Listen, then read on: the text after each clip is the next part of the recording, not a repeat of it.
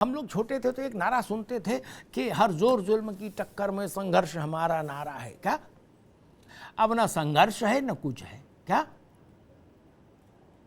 हमने देखा एक बहुत बड़े नेता जो 10 साल एक बड़े प्रदेश के मुख्यमंत्री रहे, वो संघर्ष करने उतरे कल। मालूम उन्होंने कितना गंभीर संघर्ष किया। देख के मेरे दिमाग में तो भगत सिंह और चंद्रशेखर आजाद सब आ गए। उन्होंने अपने जो चेले चिलांटू साथ थे उनसे पूछा, भाई हाजिरी कहाँ लगानी है, रजिस्टर कहाँ है? बोले अंदर सर। बोले चलो रजिस्टर हाजिरी लगा दें। इतना गंभीर संघर्ष जनता के लिए।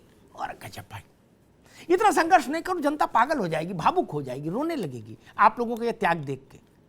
राणा सांगा और राणा प्रताप भी देखते होंगे तो कहते होंगे यार ये लोग हमसे भी बहादुर है? उंगली की चिंता नहीं कर रहे हैं, ट्वीट पे ट्वीट ठोके जा रहे हैं। छोटा त्याग है क्या? ये भारत मां कर्जदार है आप लोगों की। दिन में 100 ट्वीट ठोक रहे हो, छोटी तपस्या है? दधीच है आप लोग, दधीच। जिसने अस्थियां दान दे दी, ट्वीट ठोक रहे हो, छोटी बात है? वो मूर्ख हैं जो सोचते हैं कि ट्वीट से आगे कोई बात हो। वो गर्मी नहीं देख रहे, टेम्परेचर क्या है। ऐसे टेम्परेचर में कौन निकलेगा? खैर, मैं बुनियादी बात पर एक बात कहूंगा भाजपा के लोगों से कि वो सरकार में आपने 10 लाख भर्ती की बात कही, अच्छी बात। उत्तर प्रदेश में 40,000 पुलिस के जवानों की भर्ती की बात की, अच्छी बात। लेकिन ये कार्यशैली तो बदलनी होगी अधिकारियों की। एक जूनियर एडेड की भर्ती है, भाई यही लोग होंगे ना, वही अर्जुन वही बाण, यही लोग कराएंगे ना भर्ती कार्यक्रम। जो बाइडेन की टीम के तो लोग आएंगे नहीं यहां भर्ती कराने। जूनियर एडेड का सब कुछ हो चुका, क्या नियुक्ति पत्र नहीं मिल रहा,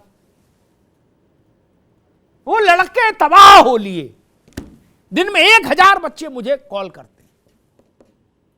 अधिकारी है, उनकी मर्जी, वही लोग कराएंगे ना। पहले इनको एनएसए में जब तक निरुद्ध नहीं करोगे 10-20 को, तब तक भाई कुछ नहीं होता। मुझे ऐसा लगता है हो जाए तो मैं आपको प्रणाम करूंगा, लेकिन मेरी समझ कहती नहीं होता। दूसरी बात, भर्ती निकलेगी ना भैया कौशलकांत जी, तो इम्तिहान होगा ना।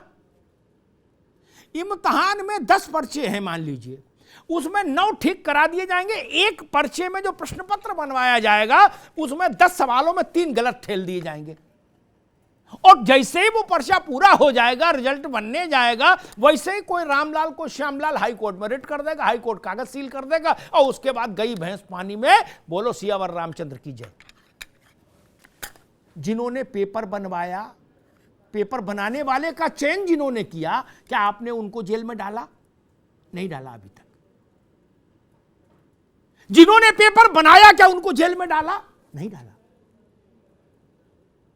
तब तो ऐसे चलेगा। सत्यनारायण की कथा और मुंडन के कार्ड छापने वाले को टीईटी का पर्चा छापने को दे दिया, वो समझा ये कार्ड है, बांट दिया मोहल्ले भर में। 25 लाख बच्चे तबाह हो गए।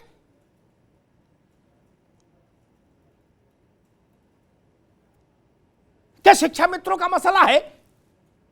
यह अखिलेश जी के समय से चला आ रहा है झंझट? क्या मानवीय करुणा के आधार पर हम रास्ता नहीं निकाल सकते? 1.5 लाख बच्चों के परिवारों का प्रश्न है, नौजवानों के। ये हमारे लोग हैं।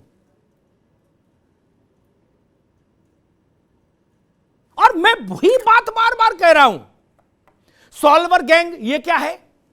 ये नया कलेश है। इम्तिहान बाद में होता है, ये खबर पहले आती। सॉल्वर गैंग का मतलब गई भैंस पानी में। हमको आपको नहीं समझ आता कौशल जी। हमारे लिए एक खबर हो सकती है कि पर्चा आउट, 10 लाख बच्चे परेशान हुए। आपके लिए ये एक बाइट देने का अवसर हो सकता है, आपके लिए, रोहित के लिए, ठीक, या आपके नेताओं के लिए। लेकिन सुनील से पूछिए जाकर, उसके गरीब मां बाप का 3 साल का पैसा उसमें लगा है। तपस्या लगी है, पसीना लगा है। छोटी आपदा है क्या? खेत बेच दिया, बैल बेच दिया, ट्रैक्टर बेच दिया, पायल खड़ुआ बेच दिया, तब तो लड़के को पढ़ाया है। ये है स्थितियां। भर्ती में अटकन लटकन भटकन कैसे दूर होगी, इसका ब्लूप्रिंट सार्वजनिक होना चाहिए। भर्ती तो आएंगी शुचिता और पारदर्शिता के साथ, समयबद्ध व्यवस्था के साथ। मैंने जो बातें कही, क्या उन पर संज्ञान लिया जाएगा? 180 दिन का मानक तय करे सरकार, वैधानिक बाध्यता करे कि 180 दिन के अंदर सारी प्रक्रिया समाप्त होगी एक भर्ती की। और अगर ऐसा आप नहीं करते तो क्यों नहीं माना जाए कि अधिकारी चाहते ही नहीं? एक परीक्षा लटकी थी, मुझे याद है, बच्चे आते हैं तो केस बताते हैं। कौशलकांत जी, एक बेसिक थंब रूल में कभी ना तो आप परीक्षार्थी रहा सरकारी नौकरी का और ना सरकारी नौकरी निकालने वाला रहा, दोनों से मेरा वास्ता नहीं। फिर भी एक थंब रूल है कि परीक्षा की प्रक्रिया चालू रहने के बाद, यानी जब प्रोसेस ऑन है तब नियम नहीं बदले जा सकते। ठीक, खेल के बीच में खेल के नियम नहीं बदलते, सब जानते हैं ना। गाजीपुर से गाजियाबाद, बस्ती से बहराइच तक जानते हैं ना। यूपी के आईएएस अधिकारी नहीं जानते थे। ₹1.25 का प्रसाद चढ़ाइए जाके हनुमान जी को इसी बात पे। सब जानते थे, ननकू रज्जाक, आईएएस अधिकारी नहीं जानते थे। उनने भरी भर्ती के बीच में नियम बदल दिए और उसके बाद ठंडे में बैठ के देखा, बोले गई भर्ती पानी में। क्या अटकने दो अब इसको? क्या इधर आपने नियम बदले, उधर लड़के अदालत गए, हो गया काम।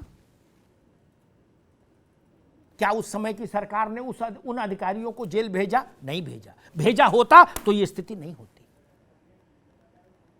मेरे पास तो सबका उदाहरण है। मैं सरकार में होता तो अधिकारी पर एनएसए लगा के जेल भेज देता। ये कोई तरीका है? प्रक्रिया चल रही है और आपने आवेदन की शर्तों को पलट दिया। इसका मतलब आप विलिंगली चाहते थे कि प्रक्रिया लटक जाए, डिरेल हो जाए। मैं इससे बड़ा कोई राष्ट्रद्रोह नहीं मानता। मेरे लिए अगर कोई राष्ट्रद्रोह की धारा लगनी चाहिए तो सबसे पहले इन लोगों पे लगनी चाहिए जो नौजवानों की भर्तियों के साथ खिलवाड़ करते हैं।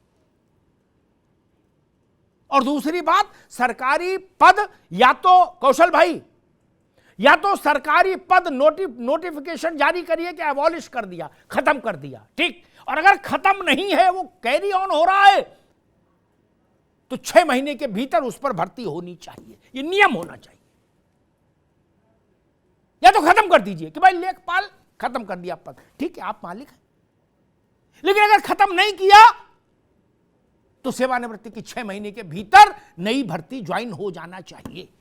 यह बना दीजिए, किसी सुनील को आंदोलन करने की जरूरत नहीं पड़ेगी। बाकी राजनीतिक पार्टियां हैं, राजनीतिक प्रयोग करती हैं, वो उनका अपना प्रेरोगेटिव है, मैं उसमें नहीं जाना चाहता। लेकिन गाजर नहीं बने। मन टूटता है, हृदय फट जाता है, मां बाप की आंखें पथरा जाती हैं, किसी बहन का विवाह रुक जाता है, किसी बूढ़े बाप की आंख का मोतियाबिंद का ऑपरेशन रुक जाता है। मित्र, ये भारत है। करुणा के साथ सोचिए, पारदर्शिता के साथ भर्तियां हों।